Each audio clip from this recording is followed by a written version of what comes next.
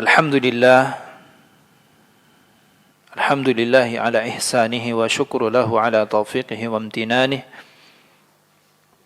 Ashhadu an la ilaha illallah wahdahu la syarika lah, ta'ziman li sya'nih. Wa ashhadu anna Muhammadan abduhu wa rasuluhu ad-da'i ila ridwanih.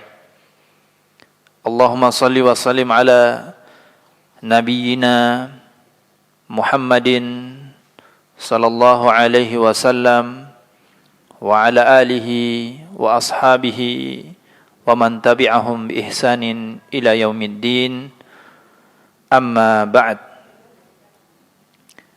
Kaum muslimin wal muslimat, a'azzanallahu wa iyyakum jami'an. Kembali kita bersyukur kepada Allah Azza wa Jalla atas segala nikmat, limpahan rahmat kasih sayang Allah yang senantiasa Allah curahkan kepada kita, sehingga di hari ini, di kesempatan ini, kita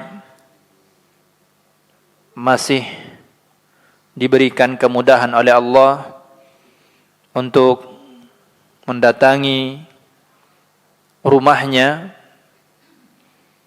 dalam rangka beribadah kepadanya, melaksanakan ketaatan, memenuhi kewajiban sebagai hamba,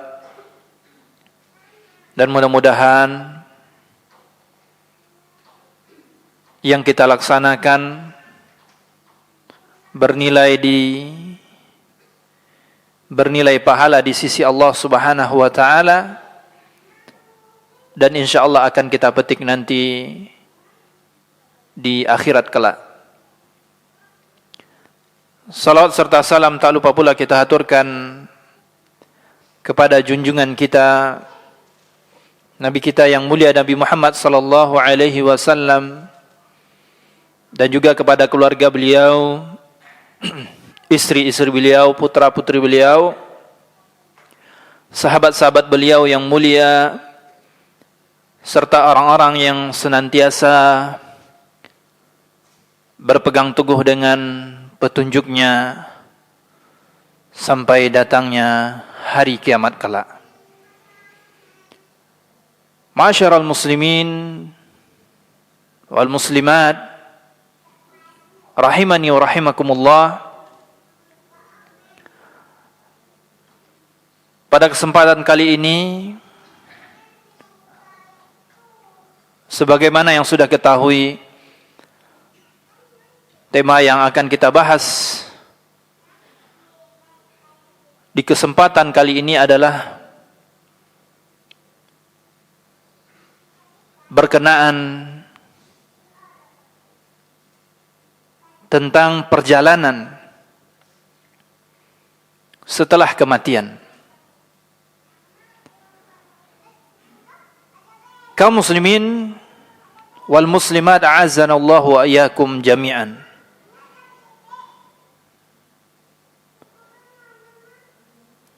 Peringatan yang Allah berikan kepada kita berupa musibah kematian, seharusnya ini menjadi pembelajaran yang berharga bagi kita.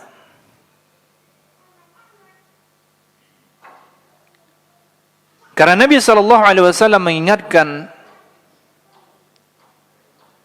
kepada umatnya untuk memperbanyak mengingat kematian. Nabi SAW bersabda, "Aksiru zikra hadhihi miladzat." Perbanyaklah untuk mengingat pemutus kelezatan, yaitu kematian.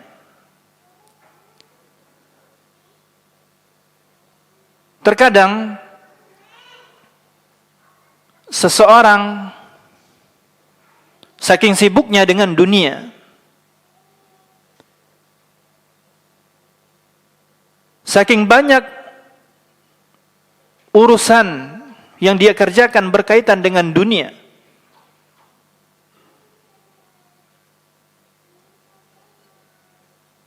maka dia akan lupa dengan akhiratnya.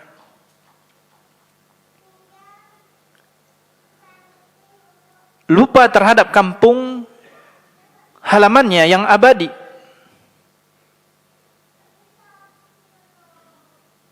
Dan ketika seseorang sibuk dengan dunianya, maka dia akan tinggi angan-angannya. Ingin itu, ingin ini. Panjang angan-angannya. Padahal Allah Subhanahu wa taala memberikan kesempatan kepada kita hidup di dunia ini tidaklah lama. Dibandingkan dengan perjalanan kehidupan di akhirat kelak, kehidupan kita di dunia ini tidak ada apa-apanya dibandingkan perjalanan yang sangat jauh, yang sangat panjang,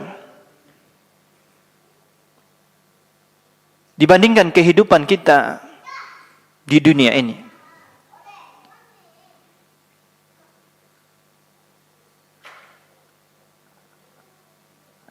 Nabi SAW mengingatkan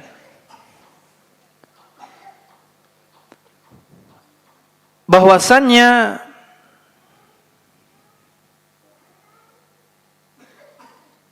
umur umatku, kata Nabi SAW, di antara 60 tahun sampai 70 tahun. Maka sedikit di antara mereka yang melampaui umur 70 tahun.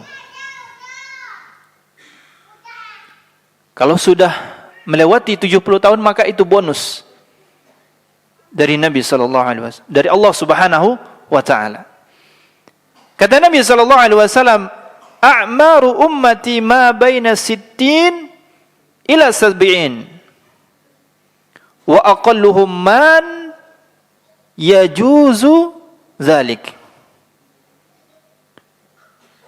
Umur umatku berkisar di antara 60 tahun sampai 70 tahun. Dan sedikit di antara mereka yang melebihi ketetapan tersebut.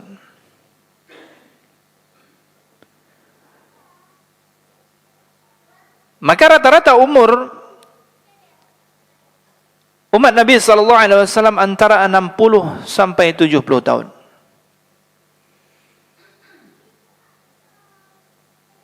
Dan ini menjelaskan kepada kita semua bahwa kehidupan kita di dunia ini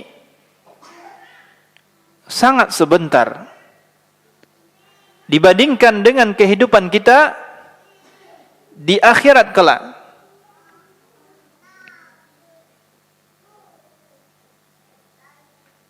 Allah Subhanahu wa taala menggambarkan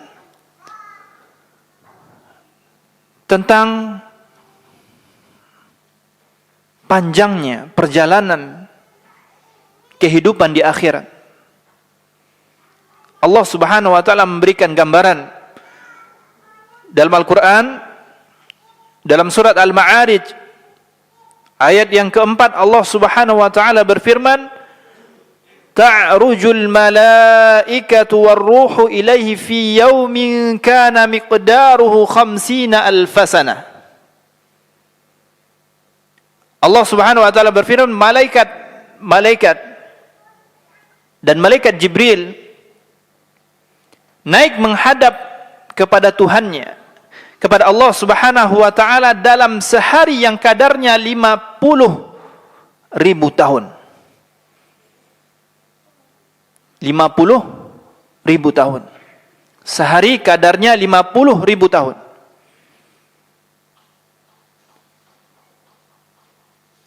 Bandingkan kaum muslimin dengan jatah yang Allah berikan kepada kita untuk hidup di dunia ini, kisaran 60 sampai 70 tahun. Taruhlah ada yang 90 tahun atau yang lebih. dibandingkan perjalanan di akhirat yang seharinya 50.000 tahun. Tidak ada bandingannya umur kita. Kecil.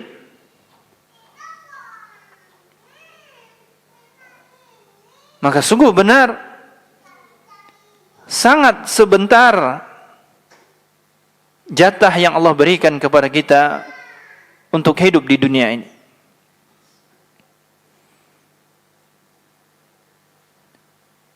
Kaum muslimin wal muslimat, a'azzanallahu wa iyyakum jami'an.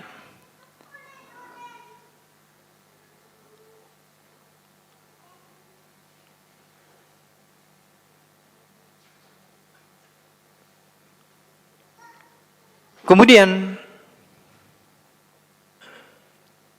tentang pembahasan kita yang berkenaan tentang perjalanan setelah kematian, mungkin kita tidak bisa memperinci bagaimana prosesnya. Tapi kita hanya bisa memberikan gambaran yang telah disampaikan oleh Nabi sallallahu alaihi wasallam di dalam hadisnya, kemudian dimudahkan oleh para ulama untuk mengumpulkan tahapan-tahapan yang akan dilalui oleh manusia setelah ia meninggal dunia. Kalau kita bagi tahapan-tahapan yang akan dilalui oleh manusia nanti setelah ia meninggal dunia, maka ada beberapa tahapan yang akan dilalui oleh manusia. Di antaranya yang pertama adalah tentunya kematian. Kemudian yang kedua, alam barzakh, atau yang kita kenal dengan alam kubur. Kemudian hari kebangkitan. Kemudian padang mahsyar. Kemudian al-haud, telaga Nabi sallallahu alaihi wasallam. Kemudian ada juga tahapan al-arad.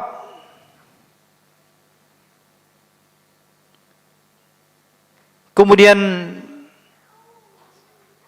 persidangan, kemudian al-hisab, al-mizan, kemudian zulmah, kegelapan, kemudian sirat,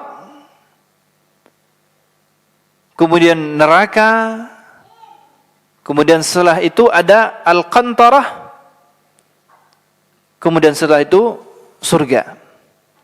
Lihat, kaum muslimin yang dimuliakan Allah Subhanahu wa taala. Begitu panjang proses yang akan dilalui oleh manusia setelah ia meninggal dunia. Dan perlu kita ketahui juga bahwasannya tidak ada nas secara sharih, secara jelas menyebutkan tentang urutan ini. Ini murni dari ijtihad para ulama. Ada ulama yang menyebutkan tahapannya tidak seperti yang kami sebutkan tadi. Karena di situ ranahnya adalah ijtihad. Bisa benar, dan bisa salah. Untuk urutannya. Tapi prosesnya jelas. Ada dalil yang sharih yang menjelaskan tentang tahapan-tahapan ini yang akan dilalui oleh manusia setelah ia meninggal dunia.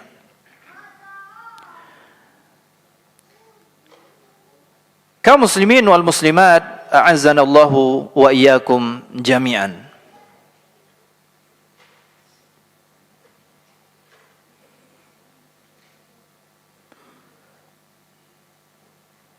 Maka setelah kita mengetahui tentang tahapan-tahapan tadi, kemudian juga kita sadar bahwasannya kehidupan kita di dunia ini sementara,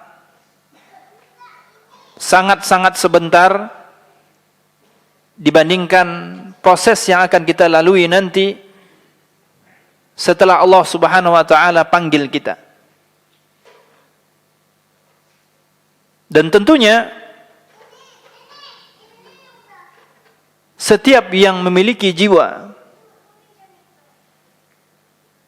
pasti akan merasakan yang namanya kematian. Tanpa terkecuali, mau tua maupun muda, apabila telah Allah tetapkan, maka la yastakhiruna sa'atan wa la yastaqdimun. Maka Allah tidak akan mengakhirkan sedikit pun dan juga tidak akan mengkedepankan waktunya sesuai yang telah Allah gariskan. Sebagaimana kita ketahui bahwasanya setiap kejadian yang ada di muka bumi ini, baik itu tentang ajal kita, jodoh kita dan semuanya, itu sudah Allah tulis di Lauhil Mahfuz 50.000 tahun sebelum diciptakan langit dan bumi. Maka itu semua sudah Allah tetapkan. Maka kita sebagai hamba, tugas kita adalah beribadah, menjalani kehidupan jatah yang Allah berikan kepada kita, untuk kita pergunakan semaksimal mungkin dalam ketaatan kepada Allah. Kaum muslimin wal muslimat, a'azanallahu wa iyyakum jami'an. Yang pertama, kita masuk kepada tahapan kematian.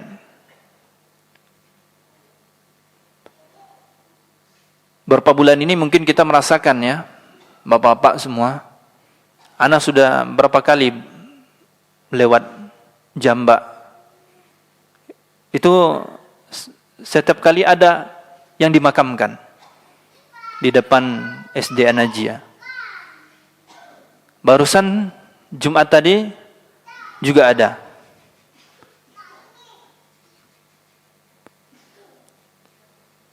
Dan berita kematian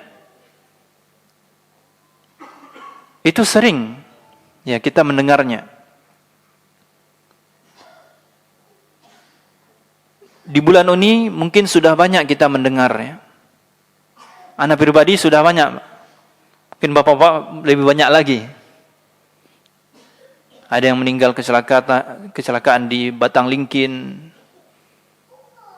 Kemudian ikhwan kita, orang tuanya juga meninggal. Sudah kita sholatkan. Kemudian orang tua guru kita di Mahat Al-Afaf juga kita mendapatkan berita tersebut.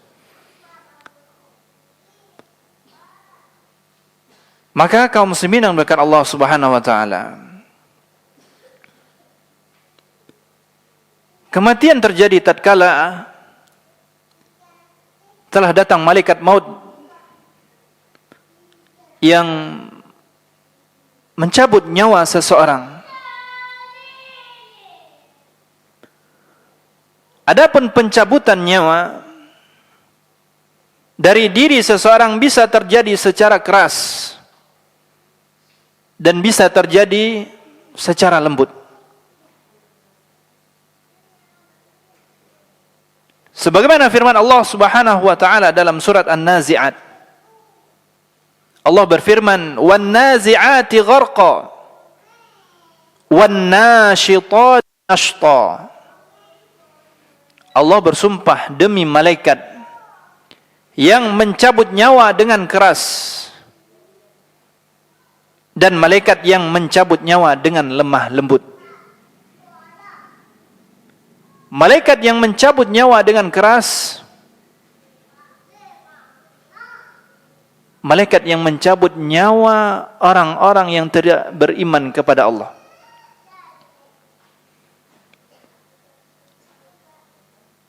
Orang-orang yang mengingkari Allah Subhanahu wa taala. Maka datang kepadanya malaikat dengan rupa yang sangat menakutkan. Kemudian malaikat itu berada di sisi kepalanya sambil dia mengucapkan, "Wahai jiwa yang khabith, yang jelek, yang buruk, keluarlah." Maka Nabi SAW menggambarkan bagaimana malaikat mencabut nyawa dengan keras umpama seperti besi yang berduri, kemudian dibalut dengan kain wol yang basah, kemudian besi tadi ditarik secara keras. Kalau kita bayangkan fenomena ini,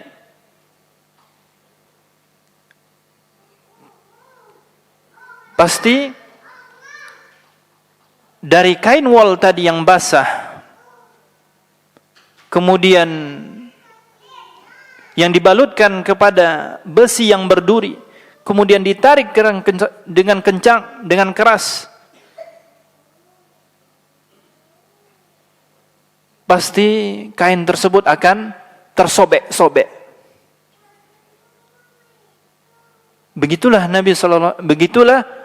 digambarkan oleh Rasulullah SAW tentang bagaimana malaikat mencabut dengan keras orang-orang yang tidak beriman kepada Allah Subhanahu wa taala. Adapun orang-orang yang beriman, maka akan datang kepadanya malaikat yang ramah, kemudian mencabut nyawanya dengan lembut. Nabi SAW memberikan gambaran seperti air yang keluar dari ceret, dari teko, mengalir dengan lembut. Seperti itulah jiwa-jiwa orang beriman kepada Allah Subhanahu wa taala ketika Allah cabut nyawanya.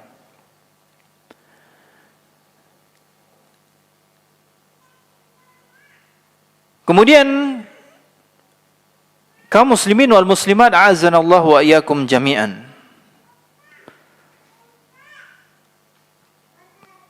Secara kasat mata mungkin kita melihat orang-orang kafir yang meninggal dunia itu sepertinya biasa saja. Padahal hakikatnya mereka merasakan kesakitan yang sangat luar biasa.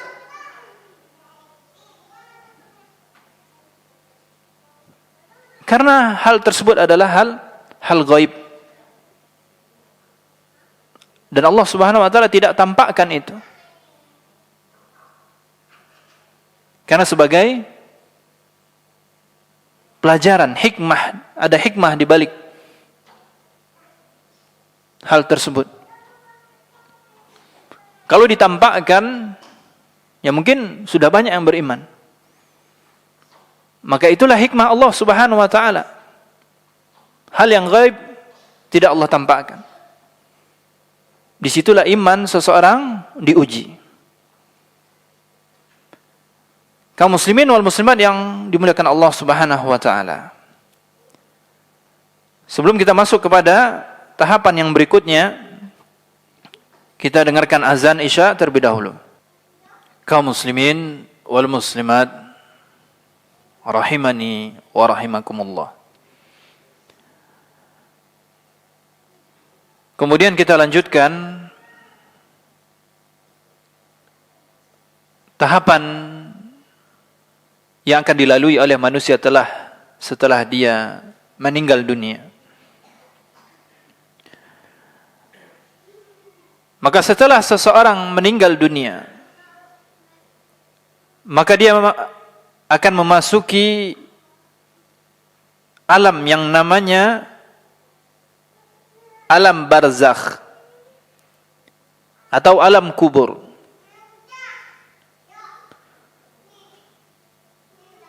Yang mana barzakh dalam bahasa Arab yang artinya adalah perantara. Maksudnya apa? Maksudnya adalah alam di antara alam dunia dan alam kebangkitan. Anda mengatakan pendapat lain, perantara antara alam dunia dan alam akhirat. Namun yang lebih tepat adalah alam perantara antara alam dunia dan alam kebangkitan. Karena alam barzakh juga termasuk alam akhirat. Maka yang lebih tepat adalah alam di antara alam dunia dengan alam setelah hari kebangkitan.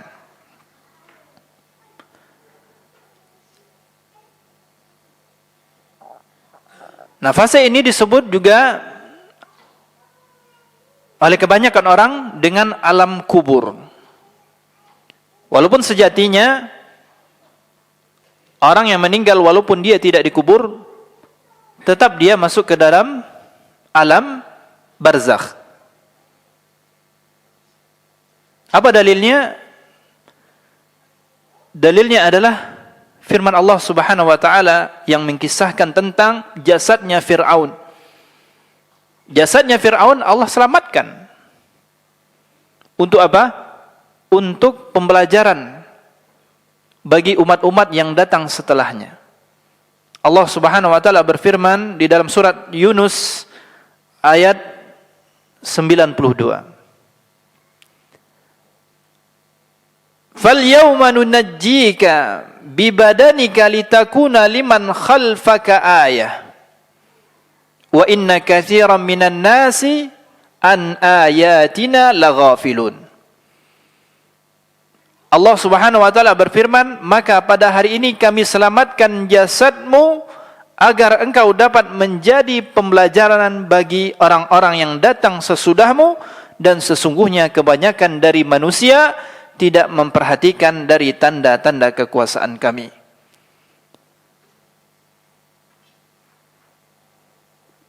Maka ayat ini menjelaskan kepada kita, meskipun jasad Fir'aun tidak dikubur, namun pada hari ini, sejak dia Allah wafatkan sampai hari ini, dia berada dalam alam barzakh, mendapatkan siksa dari Allah Subhanahu wa taala.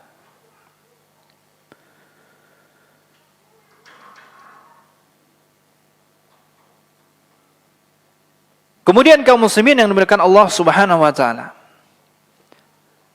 ketika berada di alam barzakh, seseorang akan mengalami fitnah kubur. setiap orang yang meninggal dunia akan mengalami fitnah kubur, kecuali orang-orang yang mati syahid. Ini pengecualian.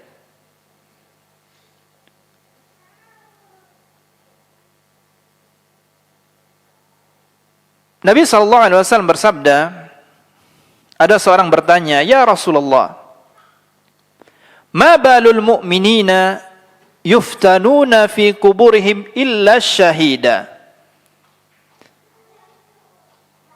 Wahai Rasulullah, mengapa orang-orang yang beriman diuji di dalam kubur mereka kecuali orang-orang yang mati syahid?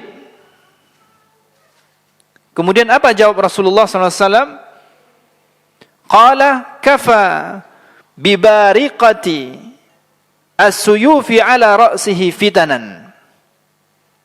Maka cukup kilatan pedang di kepala mereka atau di atas kepala mereka sebagai fitnah bagi mereka.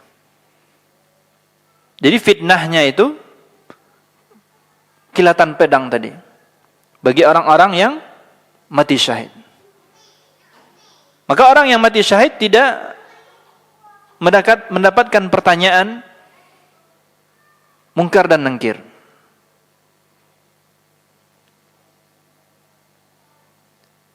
Kemudian kaum muslimin yang dimuliakan Allah Subhanahu wa taala, pertanyaan di alam kubur nanti yang akan ditanyakan oleh malaikat mungkar dan nangkir adalah pertanyaan yang mungkin sudah kita pelajari, ya, tentang man rabbuka, ma dinuka, man nabiyuka. Akan tetapi pertanyaan nanti di akhirat kelak, ya, di alam barzakh, bukanlah pertanyaan hafalan, akan tetapi pertanyaan keimanan. Sejauh mana keimanan seseorang, sekokoh apa keimanan seseorang, maka dia akan diuji dengan 3 pertanyaan ini. Kalau imannya kuat, iman yang kokoh, maka dia akan berhasil melewati fitnah ini, dan dia akan mendapatkan nikmat kubur. Namun orang-orang yang gagal melewati fitnah ini, maka dia akan mendapatkan kebalikannya, yaitu azab kubur. Dan sekali lagi, pertanyaan ini bukanlah pertanyaan hafalan. Kalau hafalan mungkin kita dunia hafal, Pak. Siapa Tuhanmu? Allah. Siapa nabimu? Nabi Muhammad. Siapa agamamu? Agama Islam. Mungkin kita semua bisa. Tapi di alam barzah nanti bukanlah pertanyaan hafalan, melainkan pertanyaan keimanan. Kaum muslimin wal muslimat, a'azzanallahu wa iyyakum jami'an.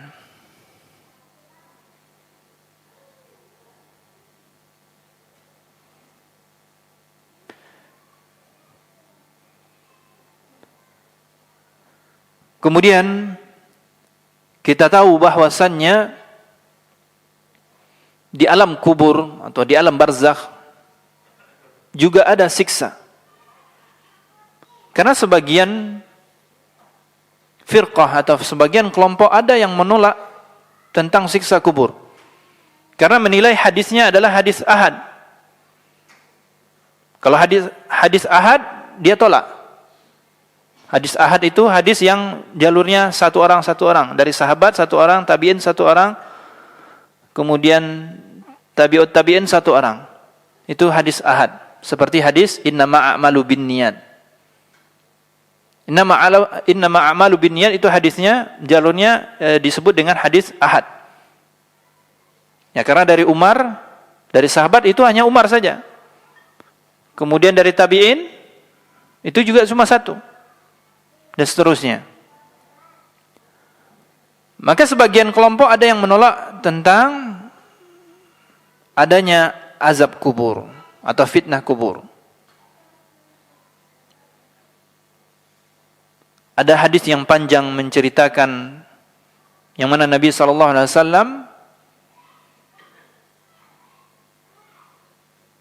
dalam keadaan bermimpi ketika itu. Tapi mimpi Nabi itu adalah wahyu, ya.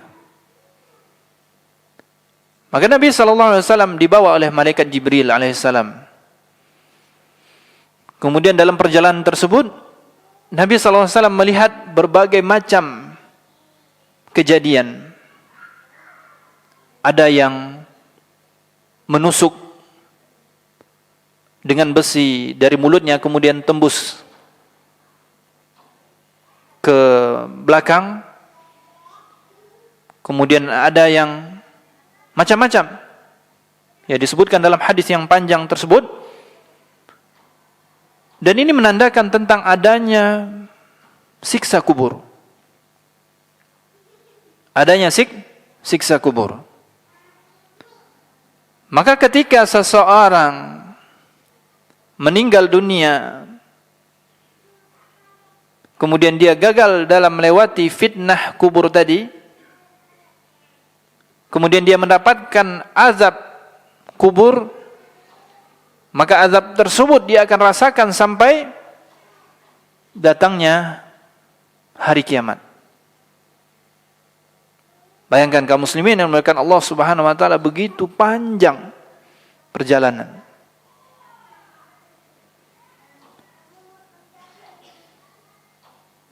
Kemudian kaum muslimin yang dimuliakan Allah Subhanahu wa taala,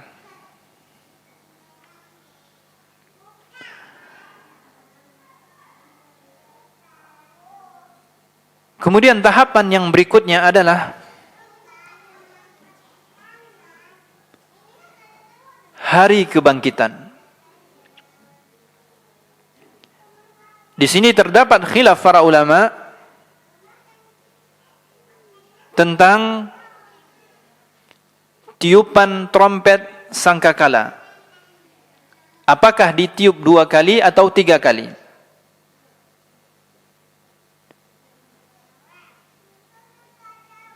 Kalau yang mengatakan 3 kali, maka tiupan yang pertama itu disebut dengan nafkhatul faza'.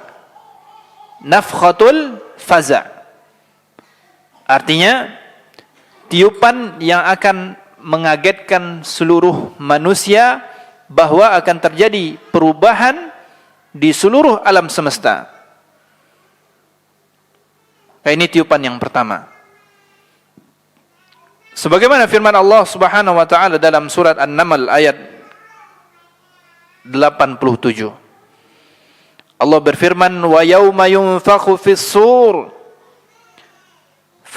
fafazi'a man fis samawati wa man fil ard illa man syaa Allah wa kullun atauhu dakhirin." Dan ingatlah hari ketika ditiupkan sangkakala, maka terkejutlah segala yang di langit dan segala yang di bumi, kecuali siapa yang dikehendaki Allah, dan semua mereka datang menghadapnya dengan merendahkan diri. Ketika tiupan ini telah berbunyi, maka pada saat itu terjadilah hari kiamat. Jadi tiupan yang pertama itulah yang menandakan terjadinya hari kiamat yang sangat mengerikan. Sebagaimana Allah Subhanahu wa taala gambarkan, "Idza zulzilatil ardu zilzalaha wa akhrajatil ardu athqalaha." Apabila bumi digoncangkan dengan goncangan yang dahsyat dan bumi telah mengeluarkan beban-beban berat yang dikandungnya, jadi dimuntahkan keluar dari bumi.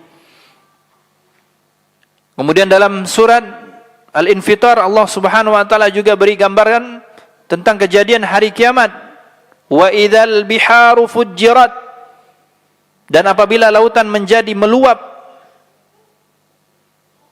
yang kita kenal dengan tsunami. Wa idzal biharu sujjirat, dan apabila lautan dipanaskan, dinyalakan. Kemudian juga Allah Subhanahu wa taala bercerita tentang gunung-gunung yang pada hari itu. Wa yas'alunaka 'anil jibal fakul yansifuha rabbi nafsa wa yadharuha qa'an safsafa la tara fiha 'iwajan wala amta. Dan mereka bertanya kepadamu tentang gunung-gunung, maka katakanlah, Tuhanku akan menghancurkan di hari kiamat sehancur-hancurnya. Maka dia akan menjadikan bekas gunung itu datar. Tidak ada sedikit pun kamu melihat padanya tempat yang rendah dan yang tinggi. Jadi datar semuanya.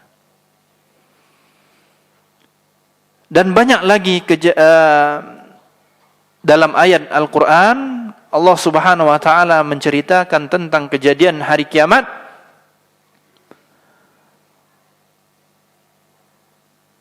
Yang pada intinya kejadian itu sangat dahsyat, sangat mengerikan. Kemudian kaum muslimin yang dimuliakan Allah Subhanahu wa taala, tiupan yang kedua yang disebut dengan nafkhatus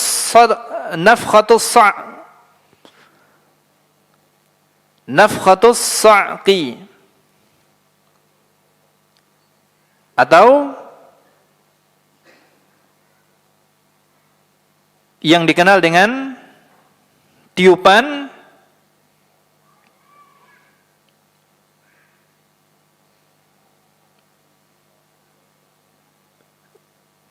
yang menandakan tentang kematian seluruh makhluk Allah Subhanahu wa taala yang memiliki jiwa. Maka kecuali yang Allah kehendaki. Ada yang mengatakan yang dikecualikan yaitu malaikat Jibril. Kemudian ada juga yang mengatakan yang dikecualikan adalah malaikat yang memikul arsy Allah.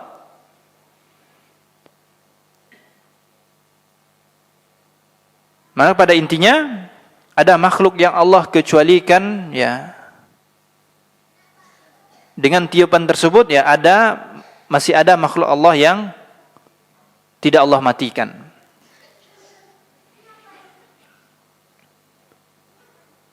Kemudian tiupan yang ketiga. Nah, inilah tiupan yang disebut dengan hari kebangkitan. Nafkhatul ba'tsi. Allah Subhanahu wa taala berfirman, "Tsumma nufikha fihi ukhra fa idzahum qiyamun yanzurun." Kemudian ditiupkan sangkakala itu sekali lagi, maka tiba-tiba mereka berdiri menunggu putusan masing-masing. Inilah yang disebut dengan hari kebangkitan. Dan Allah Subhanahu wa taala menceritakan tentang kondisi hari kebangkitan. Di dalam surat Al-Qamar ayat yang ke-7, Allah Subhanahu wa taala berfirman, "Khusya'an absaruhum yakhrujuna minal ajdathi ka'annahum jaradum muntashir." Allah berfirman sambil menundukkan pandangan, mereka keluar dari kuburan seakan-akan mereka seperti belalang yang terbang. Seperti belalang yang terbang, yang tidak tahu arah, kebingungan. Tiba-tiba Allah bangkitkan, kemudian Allah gambarkan seperti belalang yang terbang, kebingungan, tidak tahu arah. Kemudian juga dalam ayat lain Allah Subhanahu wa taala gambarkan yauma yafirrul mar'u min akhihi wa ummihi wa abihi wa sahibatihi wa bani likulli imri'in minhum yawma idzin sya'nu yughni. Pada hari itu manusia lari dari saudaranya, dari ibunya, dari bapaknya, dari istrinya, dari anak-anaknya. Setiap orang dari mereka pada hari itu mempunyai urusan yang cukup menyibukkannya. Mereka hanya mengurus dirinya sendiri. Tidak peduli lagi anak, istri, orang tua, teman.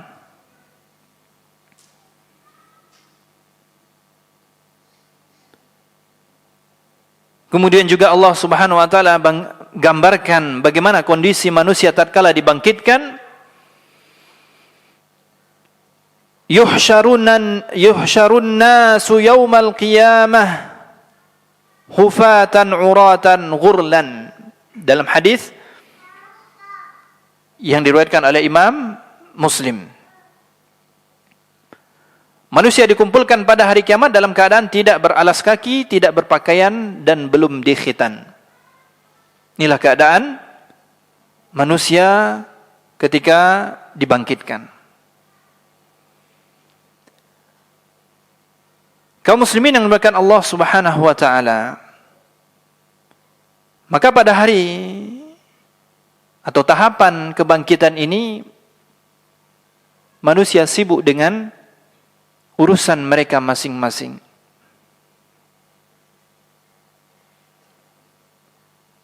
Karena mengerikan kondisinya. Mereka khawatir terhadap diri mereka, apakah mereka selamat, lolos ujian atau tidak. Semuanya memikirkan diri mereka masing-masing. Kemudian tahapan yang berikutnya atau fase yang berikutnya adalah padang mahsyar dan al-haud, telaga Nabi SAW. Maka para ulama berbeda pendapat di sini tentang padang mahsyar. Apakah bumi yang kita berada pada saat ini atau bumi yang baru? Perbedaan ulama di sini. Apakah bumi yang kita berada saat ini atau bumi yang baru?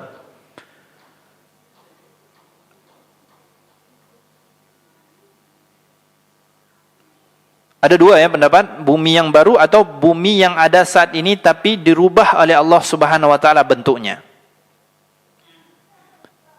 Sebagaimana firman Allah Subhanahu wa taala, "Yauma tubaddalul ardu ghairal ardi was samawati wa barazu lillahil wahidil qahhar."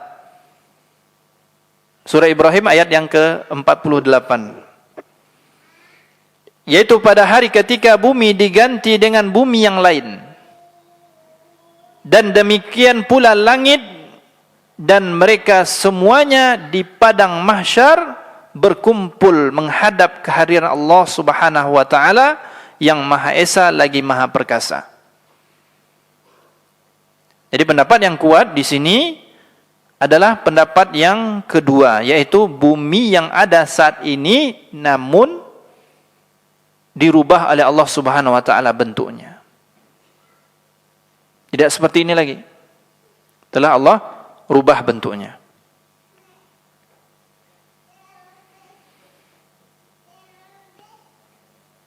Karena dikuatkan oleh firman Allah Subhanahu wa taala dalam surat Al-Insyiqaq. Allah berfirman, "Wal ardu wa idzal ardu muddat." Dan apabila bumi diratakan. Kemudian dalam ayat lain Allah Subhanahu wa taala berfirman, "Yauma idzin tuhadditsu akhbaraha." Pada hari itu bumi menceritakan beritanya. Artinya bumi nanti akan bersaksi juga tentang apa yang telah dikerjakan oleh makhluk-makhluk para manusia di muka bumi ini. Maka dia akan memberikan kesaksian kepada Allah.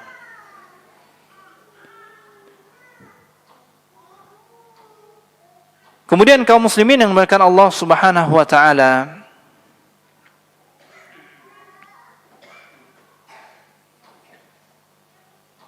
orang yang beriman, orang yang bertakwa di padang mahsyar, mereka akan dimuliakan oleh Allah Subhanahu wa taala dengan ditampakkan amal saleh mereka selama di dunia. Jadi di padang mahsyar Allah akan tampakkan amalan-amalan kebaikan-kebaikan kita di dunia. Contohnya adalah orang yang mati syahid. Mereka akan datang dalam keadaan berlumuran darah. Tapi darahnya tadi ya berbau minyak katsuri. Berbau harum. Kemudian juga orang yang puasa, rajin puasa. Maka dia datang dengan bau yang harum keluar dari mulutnya. Kemudian para muadzin juga datang dengan keadaan lehernya panjang. Bagaimana panjangnya kita tidak tahu. Yang jelas itu adalah pemuliaan Allah Subhanahu wa taala kepada orang-orang saleh.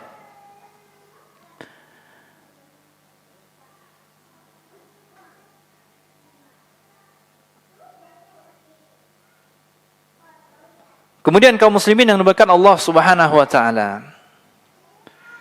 Waktu kita terbatas, ya sebenarnya panjang pembahasannya.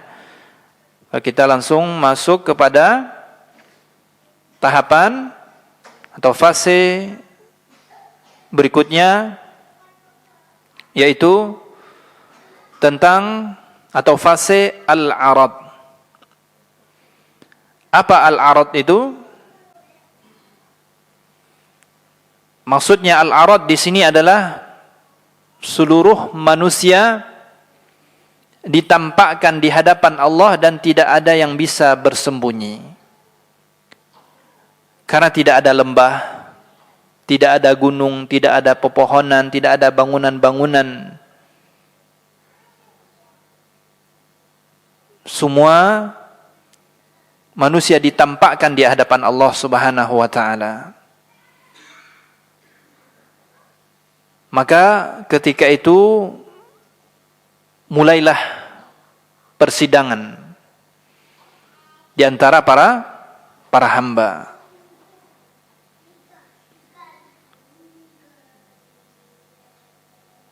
Maka sebagian para ulama menjelaskan bahwa yang dibangkitkan pada hari kiamat bukan hanya manusia, akan tetapi juga hewan-hewan. Juga Allah Subhanahu wa taala bangkitkan pada hari kiamat agar menunjukkan kemahaadilan Allah.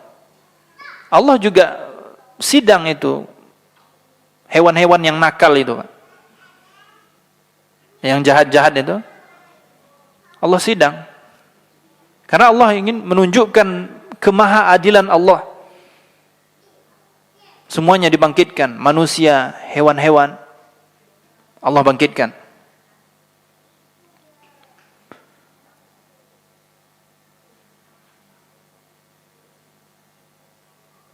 Maka ketika Allah bangkitkan tersebut, kemudian Allah adili, dan disitulah dilaksanakan qisas. Ya, kalau ada hewan yang dulunya mungkin nakal ke kawan-kawannya,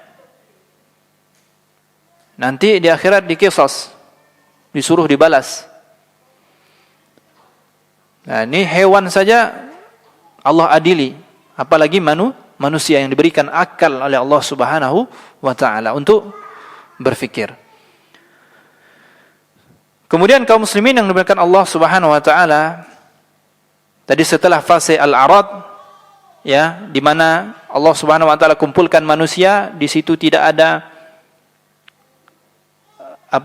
tempat untuk bersembunyi, semuanya Allah tampakkan.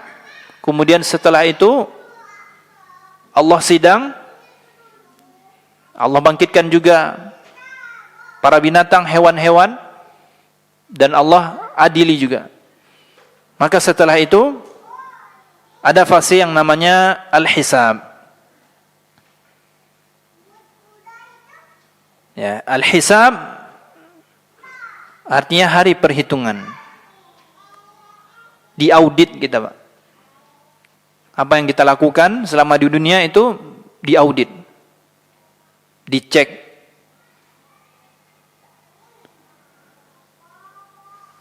Kemudian diperiksa amalan seseorang untuk dikualifikasikan. Ini amalan solehnya, ini amalan dosanya.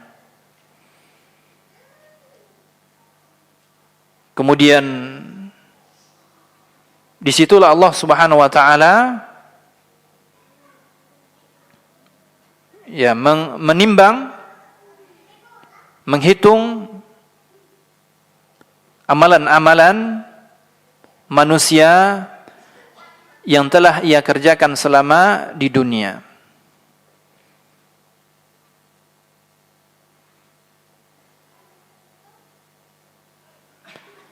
Dan sini perlu juga kita ketahui bahwasannya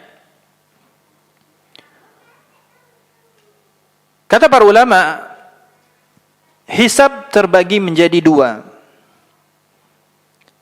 Ada hisab yasir, ada hisab munaqashah. Orang-orang beriman pada hari kiamat akan dihisab dengan hisab yasir. Hisab yang ringan. Maksudnya adalah seseorang akan dihisab oleh Allah secara rahasia, yaitu berdua dengan Allah dan tidak ditampakkan di hadapan orang lain. Sebagaimana yang dijelaskan dalam hadis ya tentang pembicaraan rahasia antara Allah dengan hambanya pada hari kiamat.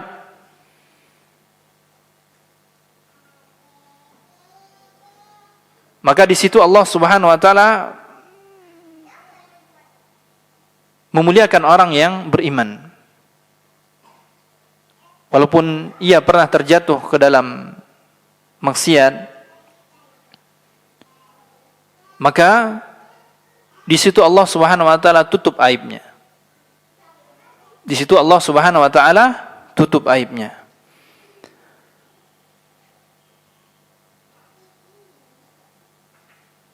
Kemudian jenis yang kedua yaitu hisab munaqashah.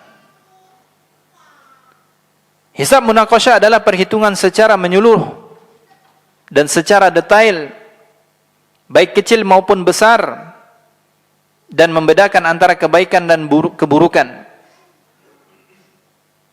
Dan hisab munaqashah ini akan diberikan oleh Allah Subhanahu wa taala kepada orang-orang yang akan binasa,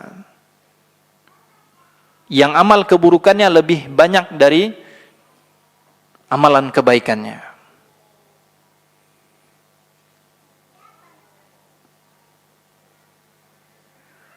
Maka orang yang diperiksa oleh Allah Subhanahu wa taala dengan hisab munaqashah, maka mereka akan merasa tersiksa dengan pemeriksaan tersebut, karena orang-orang yang dihisab munaqashah akan dihisab di depan orang banyak, sehingga dia akan merasa malu dengan dosa-dosanya. Kemudian yang lebih menyiksa dirinya adalah dia akan dimasukkan dalam neraka.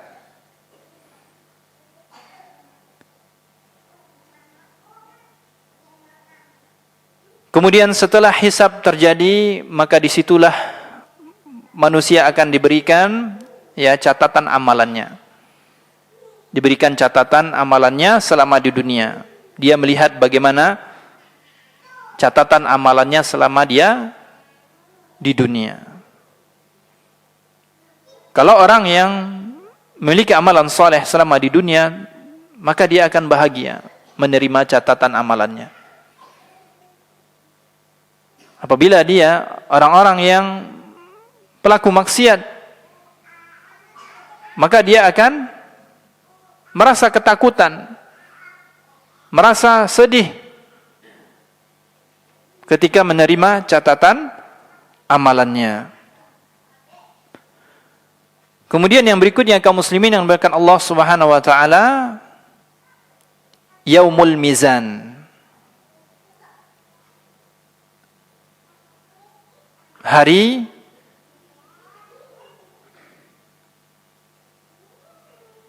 penimbangan, hari penimbangan.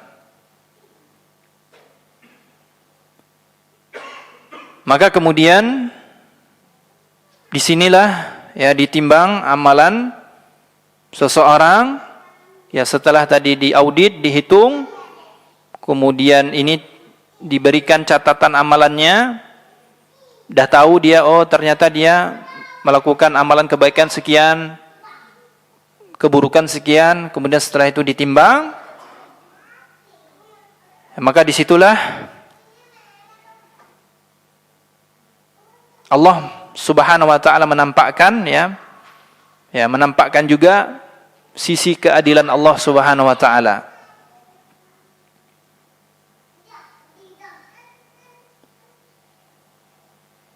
Maka tidak ada yang ditutupi ketika itu.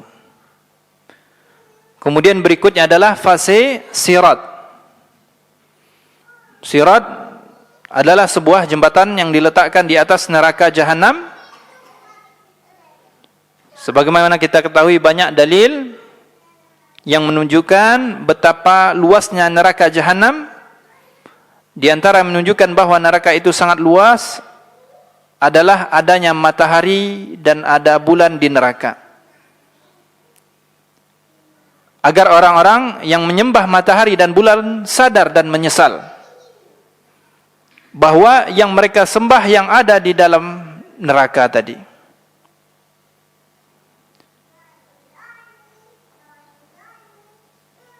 Kemudian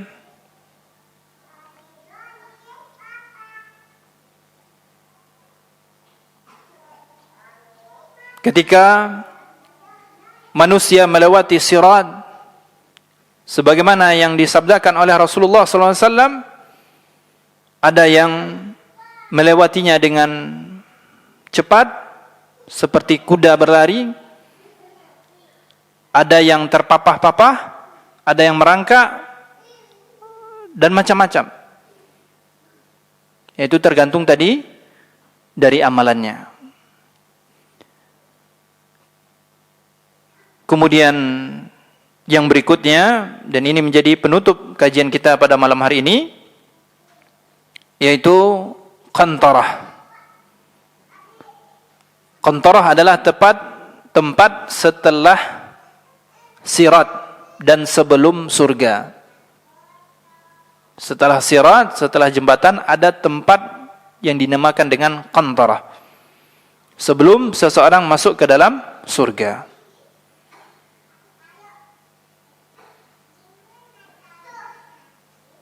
Dan kata para ulama, bahwasanya qantarah tidak berada di atas neraka jahanam.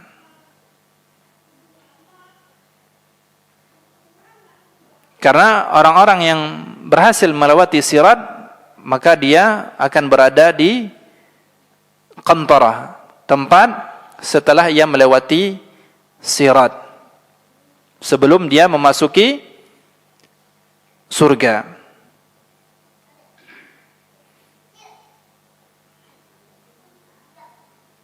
Maka disinilah para manusia dibersihkan hatinya. Sebelum dia memasuki surga,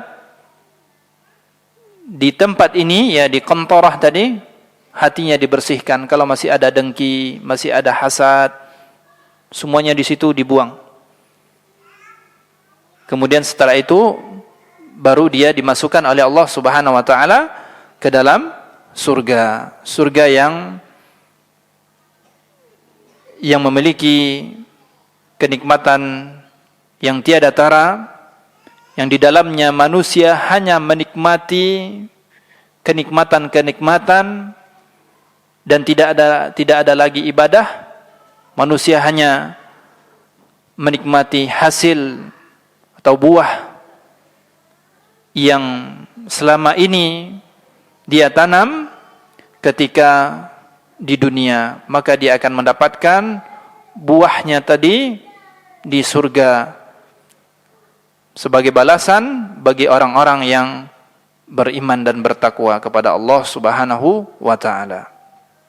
Demikianlah kaum muslimin yang dimuliakan Allah Subhanahu wa taala, tahapan-tahapan atau perjalanan-perjalanan setelah kematian.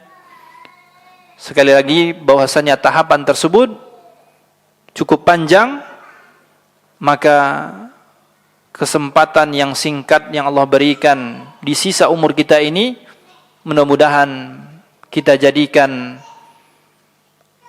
amal yang akan kita petik nanti di akhirat kelak.